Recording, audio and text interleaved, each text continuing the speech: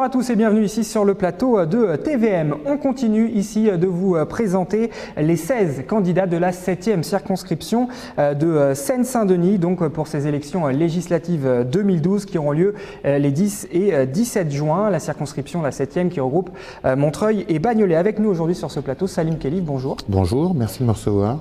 Vous êtes candidat sans étiquette à ces élections législatives. On va parler de votre programme dans la deuxième partie de cette émission. D'abord, quelques questions pour mieux vous connaître vous. Vous êtes né à Paris d'un père algérien et d'une mère française. Vous avez aujourd'hui 50 ans. Est-ce qu'on peut connaître votre profession? Je suis commerçant. Je vends des livres et des produits culturels. Sur Montreuil notamment depuis maintenant bientôt 5 ans. Et vous habitez justement soit à Montreuil, soit à Bagnolet? J'ai longtemps habité sur Bagnolet et j'ai déménagé récemment suite à un problème de logement avec un propriétaire un peu exigeant. Alors, c'est la première fois que vous vous présentez à une élection, qu'elle soit municipale, cantonale? Non, je me suis déjà présenté au municipal il y a quelques années, dans le 94, où on avait remporté 17 ou 18% des suffrages, où j'ai laissé la place à une autre personne. Vous étiez également sans étiquette? Toujours sans étiquette. D'accord. Et vous, justement, on l'a dit tout à l'heure, vous êtes toujours sans étiquette pour ces législatives 2012. Pourquoi ce choix? Et c'est une question plus générale en fait. Est-ce que vous n'avez pas trouvé finalement dans un des partis existants votre bonheur? La difficulté des partis, c'est qu'on est dans un carcan. On n'a pas trop le choix du message qu'on veut porter, des actions qu'on veut mener. Aujourd'hui, encore plus dans le cadre de l'élection législative, c'est plus l'élection d'un homme que l'élection d'un parti. Les partis, j'entends le Parti socialiste dire on a pris 25 personnes issues de la diversité, mon nom vous a pas échappé, on les a mis dans des circonscriptions gagnables. Alors imaginez qu'il y ait des circonscriptions où il y a des obèses, on aurait mis le clown de chez McDonald's, je trouve que c'est un petit peu choquant. Et je ne me reconnais pas forcément. Vous ne vous reconnaissez dans aucun parti, mais vous n'avez malgré tout jamais été membre ni militant d'un parti? J'ai milité, j'ai été membre d'un parti il y a une vingtaine d'années, qui était le RPR à l'époque de Chirac. D'accord. Alors je rappelle qu'il y a 16 candidats, on l'a dit tout à l'heure dans notre 7e circonscription. Les législatives, on peut le dire, ne sont pas les élections qui mobilisent le plus les électeurs.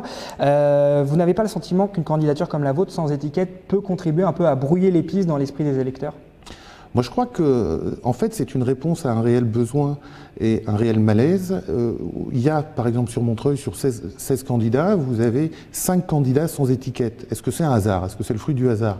Je crois qu'il y a un rejet des partis politiques, il y a un rejet du message qu'ils portent, il y a un rejet de l'autoritarisme qu'ils donnent à leurs candidats, ce qui fait qu'aujourd'hui, on a un débat qui est creux. On n'entend pas de candidats aux législatives arriver avec des propositions qui correspondraient plus à leur rôle. Aujourd'hui, le député va faire 60% des textes de l'Assemblée va être de ratifier les textes européens. Sur les 40 qui restent, il y a les projets du gouvernement.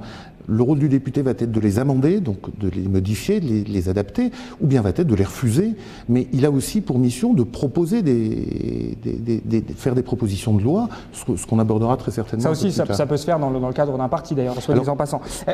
Quel est votre objectif? Est-ce que vous êtes fixé un objectif pour ces législatives, un objectif chiffré, pardon? Oui, gagner. Gagner, d'accord. Gagner. Non, j'aimerais arriver au deuxième tour. Je fais tout pour arriver au deuxième tour. J'espère que mon message passera, peut-être grâce à vous un peu plus, parce que j'ai réellement un message à faire passer. Vous me disiez, dans le cadre d'un parti, un député peut proposer ou peut refuser. On a rarement vu un député se mettre contre son gouvernement. Sur l'ère Sarkozy, on n'a pas vu un député UMP se lever pour refuser une loi, et sous l'ère du gouvernement Hollande, je ne vois pas un député socialiste refuser. On a assisté récemment, par exemple, à Bondy, où un conseiller municipal qui avait refusé de ratifier, de voter le budget municipal, s'est fait exclure du parti. Quand on sait qu'une campagne législative coûte 40 000 € à peu près. Exclu du parti carrément ou du groupe politique Il s'est fait virer. D'accord. Il s'est fait virer. Et juste pour conclure sur ce point, une campagne électorale aux législatives en 2007 a coûté pour deux de mes concurrents 38 et 40 000 €, vont rapporter 1,60 € par électeur sur les 5 dernières années. C'est une manne financière. Pour les partis, c'est un investissement sur les candidats, et le candidat ne va pas s'amuser à jouer sa place au sein du parti. Vous arrivez à financer votre campagne? Mais moi, je fais avec du bricolage et avec des amis, et on achète du papier de récupération, on trouve un imprimeur sympa avec qui on négocie. On peut le faire, on est nombreux à le faire. On va parler maintenant de ce qu'il y a inscrit sur ces papiers que vous imprimez. C'est la deuxième partie de cette émission qui s'appelle « Moi, député, je ».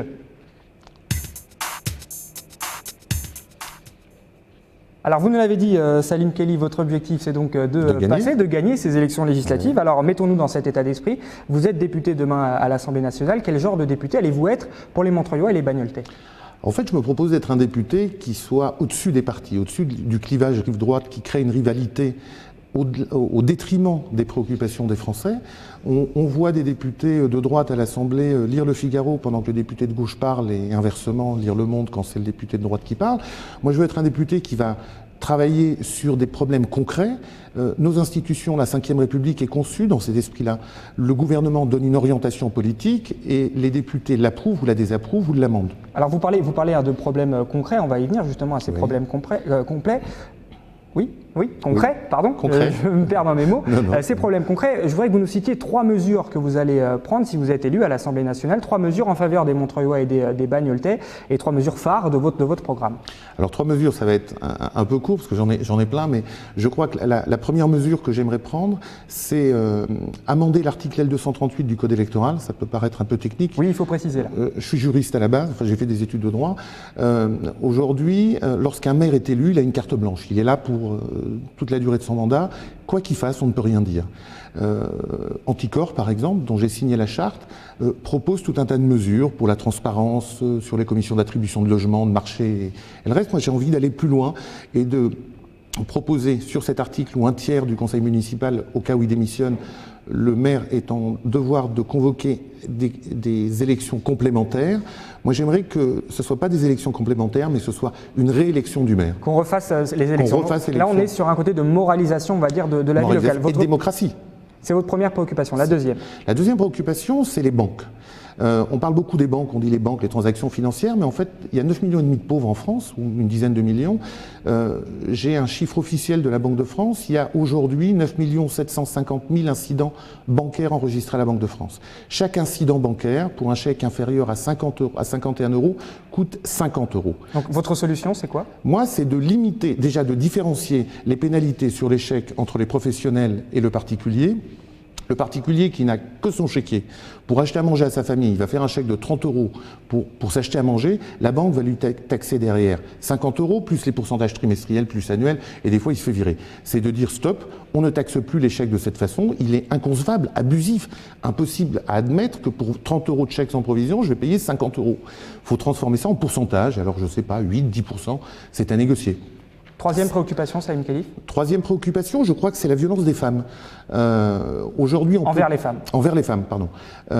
Pour moi, la discrimination ne concerne pas que l'ethnique, ne concerne pas que la religion, c'est une discrimination globale. Tout ce qui discrimine n'est pas bon, et tout ce qui est violent n'est pas bon, et c'est le rôle du député, du législateur, c'est la mesure d'éloignement automatique du conjoint violent. Ça veut dire qu'aujourd'hui, on sait prendre un sans-papier, le mettre dans un centre de rétention en l'espace d'un quart d'heure. Par contre, le conjoint violent, il ressort du commissariat, il rentre chez lui, ou la conjointe, hein, ça peut être l'un ou l'autre, il a son bourreau en face de lui, il peut rien faire. Alors c'est de dire, au moment de la plainte à la personne, tu ne t'approches plus tant que l'instruction n'a pas été faite. Donc c'est une mesure radicale, mais immédiate, pour dire au conjoint violent, tu t'éloignes, tu t'approches plus. Il y en a d'autres, hein, je pourrais...